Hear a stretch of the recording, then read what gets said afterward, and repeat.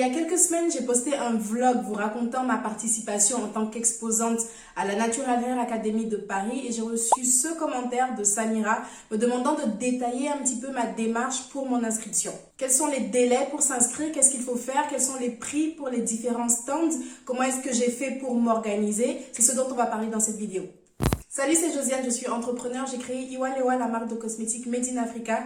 Ici, je raconte mon parcours afin de bâtir une communauté où nous pourrons évoluer tous ensemble en productivité, self-esteem et business. On va tout de suite prendre chaque élément point par point, mais avant de rentrer dans le vif du sujet, si vous souhaitez lancer votre marque de cosmétiques et vous ne savez pas par où commencer, sachez que je vous ai filmé une masterclass 100% gratuite où je vous détaille les étapes par lesquelles vous devez passer, dans quel ordre pour lancer votre projet. Donc on parle de la réglementation européenne, de l'étude de marché, jusqu'à la budgétisation de votre projet. Je vous invite à aller regarder si ce n'est déjà fait, le lien est en barre de description.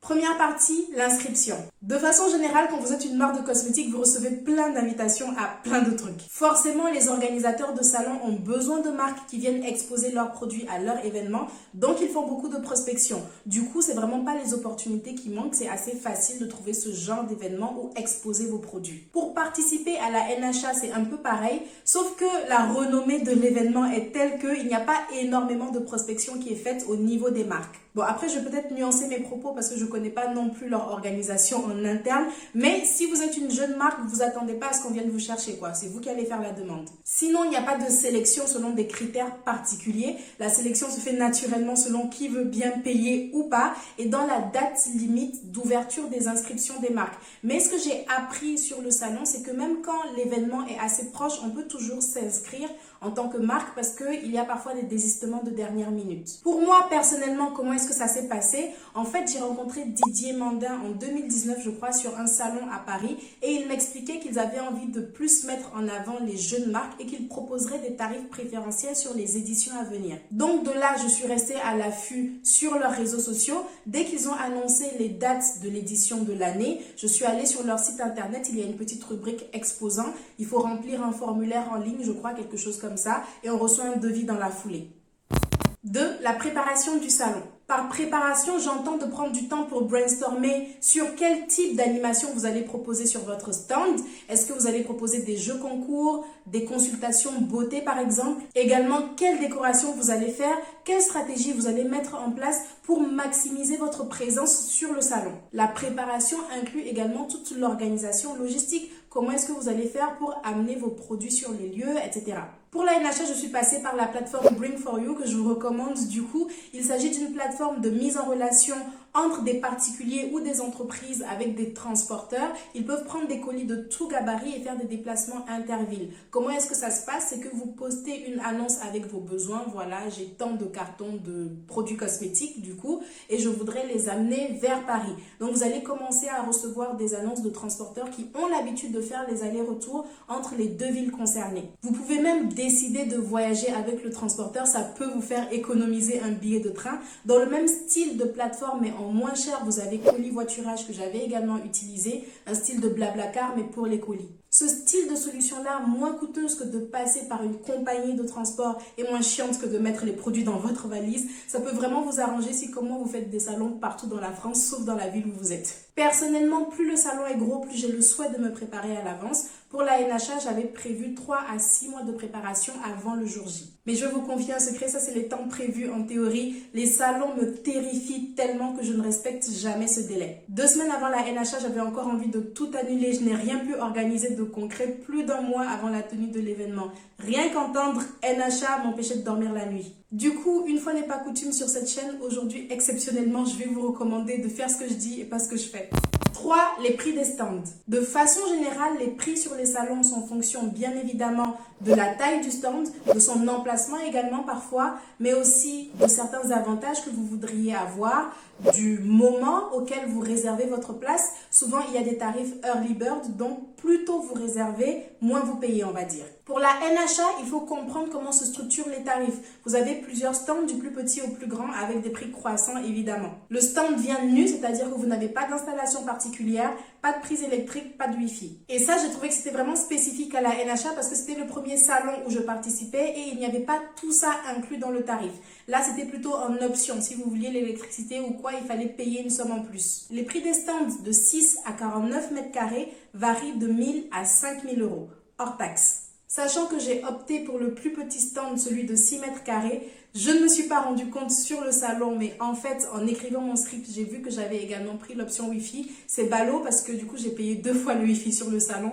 La connexion en 4G est assez mauvaise sur le lieu et pour accepter les paiements, c'était vraiment difficile. J'ai bénéficié d'une petite réduction sur mon stand également. À l'époque, je travaillais avec une commerciale qui était également agent d'influenceuse et affiliée à la NHA. J'ai payé pour mon stand 1200 euros, 1210 euros, je crois, toutes taxes comprises. Gardez en tête que les tarifs que je vous expose là, ils datent de 2020. C'est la date à laquelle moi, je me suis inscrite. L'édition n'ayant pas pu se tenir, on m'a proposé soit de laisser mon paiement pour l'édition suivante, soit de le reprendre. J'ai décidé de le laisser, comme ça au moins j'étais garantie de participer les années prochaines. Donc ces tarifs ont peut-être bougé pour l'année 2022, ça m'étonnerait pas trop et c'est le sentiment que j'ai eu sur le salon, mais là je suis vraiment pas sûre donc je vais pas dire de bêtises.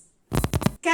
L'habillage du stand. Dans mon vlog, je fais référence au fait que je dois aller chercher des meubles pour habiller mon stand. Bon, ça vient d'où cette histoire? D'habitude, les stands sur les salons viennent habillés, c'est-à-dire qu'on vous fournit au moins une table et une chaise. On vous fournit parfois une nappe ou alors c'est à vous d'en apporter si vous en souhaitez une. Pour moi, la nappe, c'est obligatoire parce que ça sert à cacher le stock de produits et toutes nos affaires sous la table. Le seul salon où j'ai participé et on nous a fourni la nappe, c'était le Beautiful Sista au Château Montchat à Lyon. Ou en tout cas, l'un des seuls salons. Mais à la NHA, comme on l'a mentionné plus haut, les stands viennent vraiment tout nus, donc c'est à nous d'apporter nos propres meubles. Sinon, on avait aussi la possibilité d'en louer dans le catalogue qu'ils nous proposaient, mais comment dire? Moi, personnellement, en participant à la NHA, j'étais dans une optique d'investir le moins et de récupérer le plus. Me basant sur cette stratégie, c'était beaucoup plus rentable pour moi d'aller chez Ikea acheter des meubles que j'allais récupérer et amener chez moi à la fin plutôt que de louer des meubles dans leur catalogue là. Et je suis désolée. Puis comme je n'avais pas besoin de dispositif particulier, ma solution a été d'aller rechercher sur le Bon Coin des services de location de tables et de chaises. J'en ai eu pour 1 euro la chaise la journée, peut-être 6 euros la table dans ces eaux-là. Le tracas a été maintenant de les amener sur le lieu de l'événement. Pour ça, on a pris un each, moins d'une trentaine d'euros, je crois. Et même ça, ça revenait moins cher que de prendre les meubles du catalogue. 5. Finalement, est-ce que ça vaut la peine de participer à la NHA? C'est le débat que j'ai eu avec genre tous les entrepreneurs que je connais avant de venir sur le salon. Je connais des gens qui ont pris le parti de ne pas participer à la NHA parce que vu les coûts et la concentration de la concurrence sur un même lieu, ça ne semblait pas rentable. C'était également ma crainte, mais la NHA étant devenue un événement incontournable dans l'univers de la beauté noire en France, je me disais qu'il fallait que je participe au moins une fois. Au cas où l'opportunité se présente à vous un jour de participer à la NHA et vous avez un doute, je vais vous donner mon point de vue sur est-ce que ça vaut la peine ou pas. De ce que j'ai vu sur le salon, on joue d'une grande visibilité, ça crédibilise la marque, on est confronté à de bonnes opportunités professionnelles et il y a effectivement un potentiel de rentabilité. Donc pour moi, oui, ça vaut à 100% la peine de participer à la NHA.